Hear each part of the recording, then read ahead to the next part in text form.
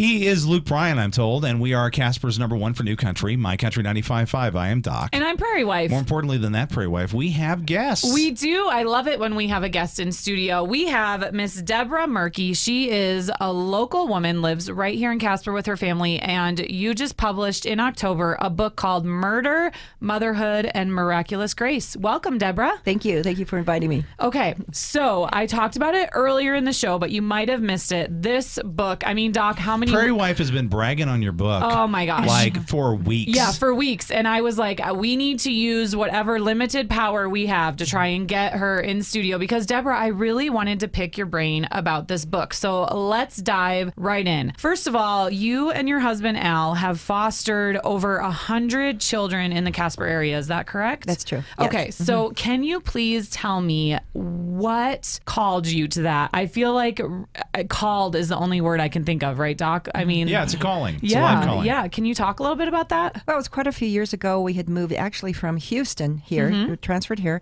started a little business because we decided we wanted to move to Casper to raise our children. And we chose to come here for that purpose and to, because my husband was also, his family is all from throughout Wyoming.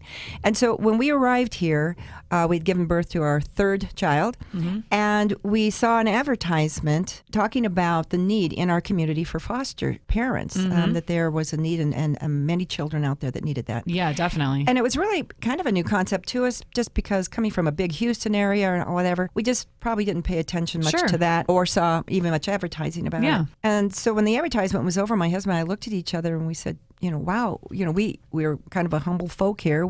But we have a comfortable home. We have a little bit of money. We have food, and we have a lot of love. Yeah. And we thought we could do this. We could help, a child or two in the community. So my husband and I agreed, and I went down and we filled out the application, was accepted into the program to do the training, and then received our first child, which was a little boy. Oh, my gosh. And then 140 kids later and lives that you've changed. Now, the story is particular about one sibling group that you guys fostered of 5. And because we like to keep this show family friendly, we know people are listening. There's a little to this that wouldn't be appropriate to talk about, but it kind of sums it up in the title, Murder, Motherhood, and Miraculous Grace.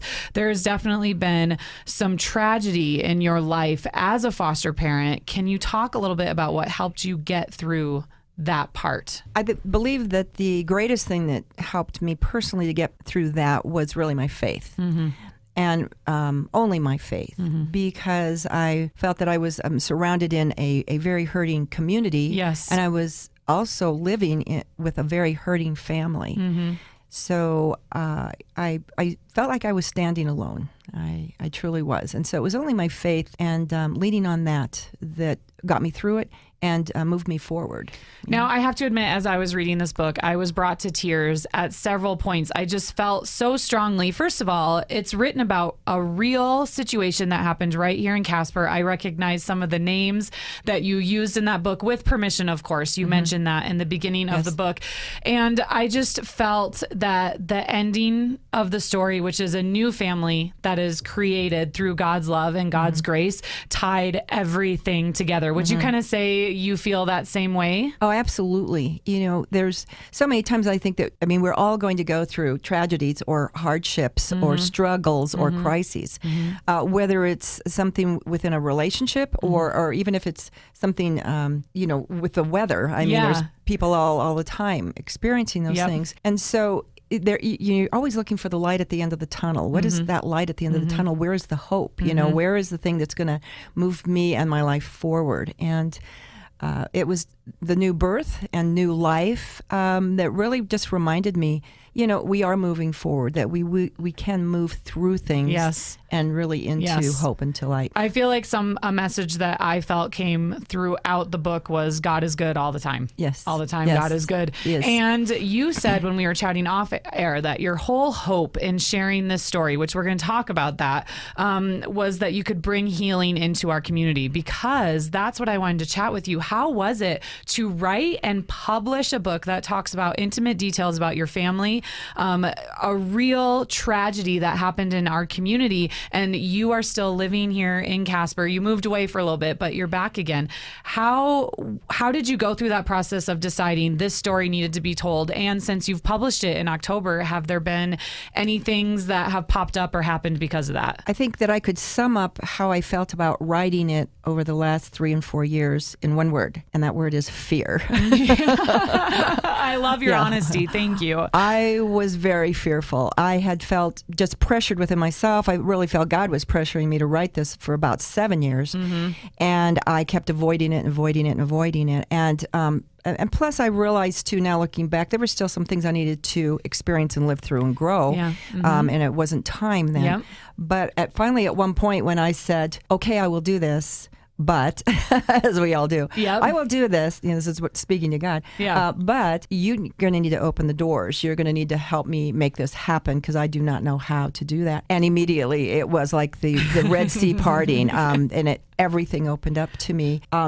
But the fear writing it, first of all, it was difficult writing it because when I think we're going through a tough time or a crisis, we're on survival mode. Absolutely. I say that all the time. If you're going to go back and write something, you have to show and not tell. Yep. So I had to go back and hit replay and feel everything again and see everything again. And in some cases, even research some things again to make sure everything was correct. And so as I moved through that, I really felt a lot of fear because I thought I had some family members that were not in support of me writing it.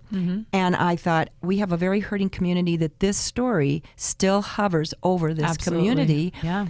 And there are people that are still living here that are involved in that story. And I thought, it's probably a good thing I'm in real estate because I have a for sale sign in front of my house, and if I were to be tarred and feathered, I could make a quick getaway. Yeah, but right. You've I got was the fearful. connections. Yeah. Well, Doc and I often talk about, we try and keep our show super light and fun, but we do thoroughly believe in shining light on the darkness because that's the only way to make it go away. And I think that's what you did. Once again, if you're just joining us, we're with Debra Moerke. She wrote a book entitled Murder, Motherhood, and Miraculous Grace. It's a true story that happened right here in Casper. Deborah, where are you going to be? How can people find out about you? Well, on November 30th, I will be at Wind City Books here in Casper doing a book signing from 1 to 4.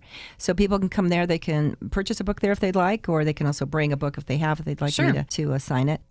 Also, they can get a hold of me. I do have a website. It's debramoerke.com. They can go on there, and they can get a hold of me also on my email, dj_Moerke, Moerke, @yahoo.com. And I just want to say, too, your book is available on Kindle. That's how I read it. Hardcover, paperback, and audiobook through Audible as well. We have all the links so you can get to Amazon, get that book, learn more about Debra Moerke. And Deborah, thank you for being so brave, sharing this story, and taking the time to come in and chat with us. Thank you again. Yeah, and as Prairie Wife said, all the details in the My Country 95.5 mobile app.